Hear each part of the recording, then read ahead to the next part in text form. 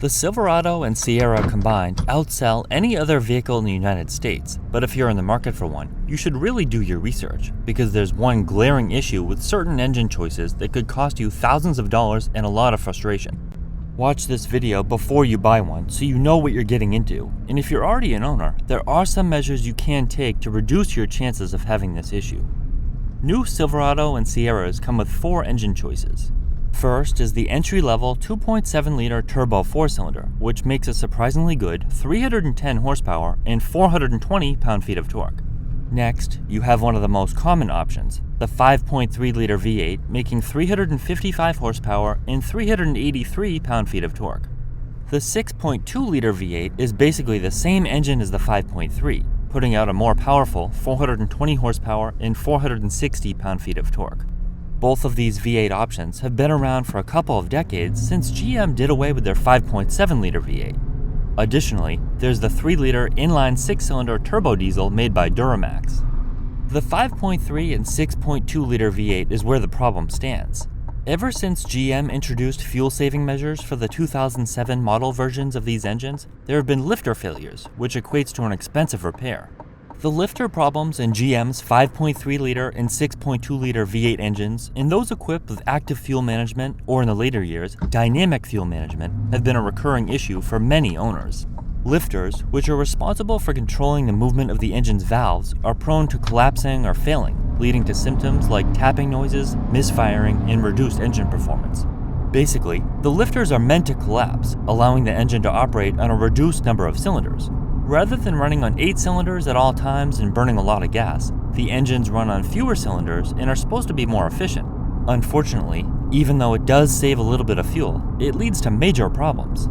The active fuel management system will shut down 4 cylinders at a time, while the dynamic fuel management will shut down a varying amount of cylinders. Due to a combination of subpar quality lifters and the complexity of the system, the lifters wear out prematurely and stop working.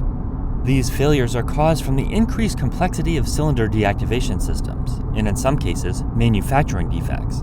When lifters fail, the engine will misfire or lose power, and repairs can be costly and labor-intensive, requiring partial engine disassembly.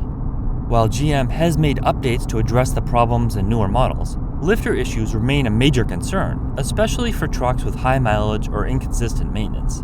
The tapping and ticking noises that might come from the engine are caused by the lifters failing to maintain proper contact with the camshaft.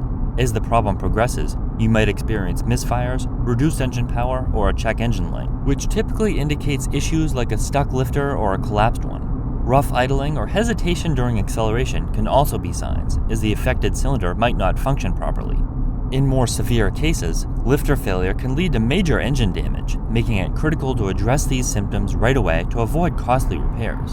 While some owners notice warning signs before the problems become severe, others aren't so lucky and break down on the highway and need to be towed to the service center.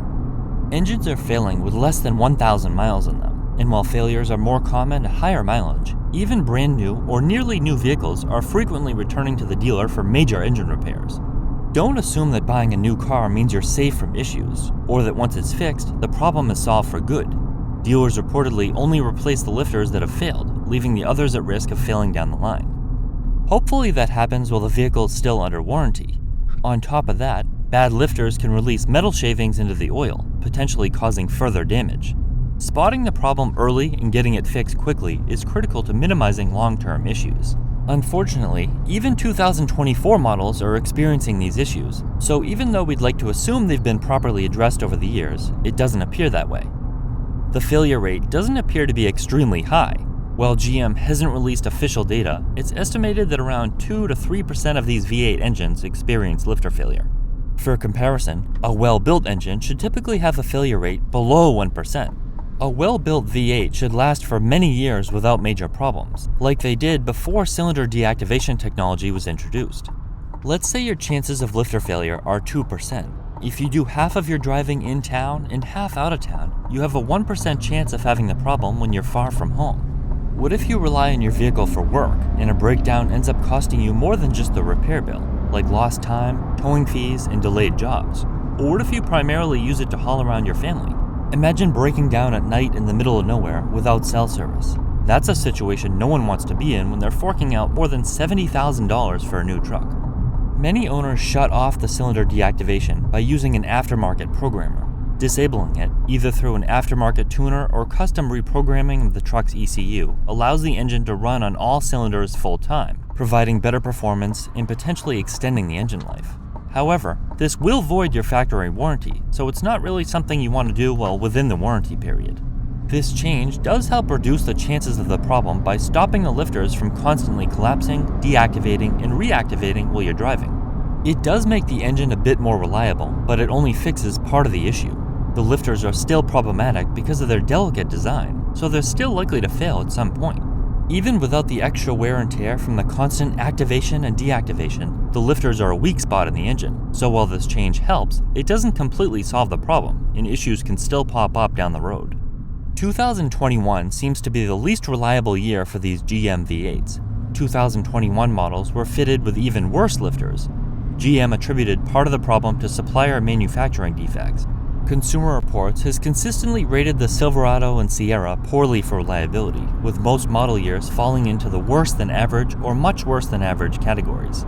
A big reason for this is ongoing transmission problems, especially in the 2019 and older models, but of course, there are widespread reports of engine issues related to the lifters across many years. While some years, like 2021, stand out as especially bad, the problems seem to be part of a recurring pattern that hasn't really been resolved. Because of this history, Consumer Reports ranks the Sierra and the Silverado near the bottom when it comes to predictions for the reliability of newer trucks. It's clear that these issues have been a long-term problem that's yet to be fixed. What should you do if you're looking for a GM truck?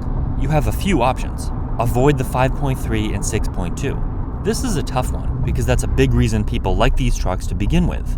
You get a beautiful V8 sound, linear power, and plenty of displacement. Throw an aftermarket exhaust on the truck and it's one of the best sounding engines in the market. Otherwise, the Duramax seems to be a solid engine, and even the Turbo 4 has had great reviews from owners so far. If you decide to go with the V8, consider buying an extended warranty. It won't stop the engine from breaking down at inconvenient times, but it'll give you peace of mind and save you money if problems come up. Disabling the cylinder deactivation is also a smart move. It won't completely fix the issue, but it can help reduce the chances of failure. Make sure to change the oil frequently using high-quality oil and filters, even if the dealer says it's a waste of time and money to change it early. GM's recommended oil change intervals and other maintenance schedules should realistically be cut in half to keep the engine in better shape. Be sure to keep detailed records of all your services in case you ever run into warranty issues and need proof that the vehicle has been properly maintained. Lastly, don't be surprised if the lifters fail on a brand new $80,000 truck. The reality is that every vehicle comes with its own set of problems, and to some degree, it's always a bit of a coin toss. No matter how reliable a truck may seem, you'd be hard-pressed to find one that's completely free of issues. Every make and model has its quirks, whether it's mechanical, electrical, or related to wear and tear over time. Choosing the right truck often comes down to understanding and accepting the potential trade-offs. It would be great if GM addressed the issues once and for all, but there must be some sort of benefit to keeping the current design. These trucks that have the extra fuel-saving measures like auto stop-start and cylinder deactivation do achieve better emissions ratings, which helps them meet regulations. It's also probably more cost-effective for GM to handle necessary fixes under warranty rather than investing in a complete redesign of the lifters. Unfortunately, GM trucks aren't the only ones with problems, but it's disappointing that many of their major problems trace back to a flawed lifter design. If GM resolved these lifter issues, their trucks would be far more dependable. If you're thinking about buying one of these GM V8s, keep in mind that you could still face lifter problems, even with a brand new truck.